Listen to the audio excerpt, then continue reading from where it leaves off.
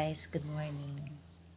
A day in my life as a cashier, nakaabot sa Manila. For today's video day, share lang ba na ako? Tinuod yun din, ang kasabihan nila na kung mahal mo yung isang tao, ipaglaban mo.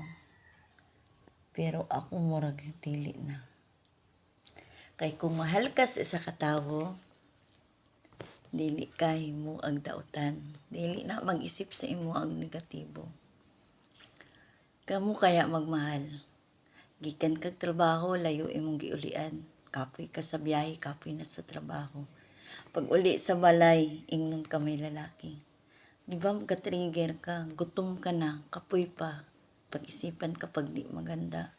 Murag ka lang inong papel may isipon. Muntag, dili dapat ingon ana ba?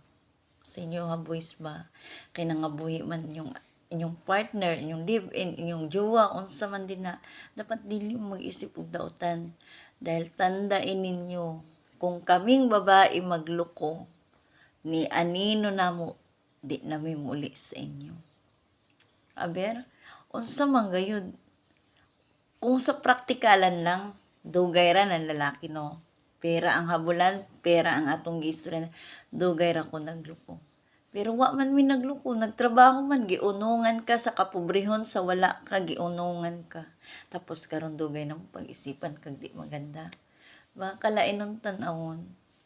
Sana unta, kini karon, muna akong video karon, muntag imo ning maisip, matanaw, mabatyagan kung unsang akong dapat ipaingon sa imo ha.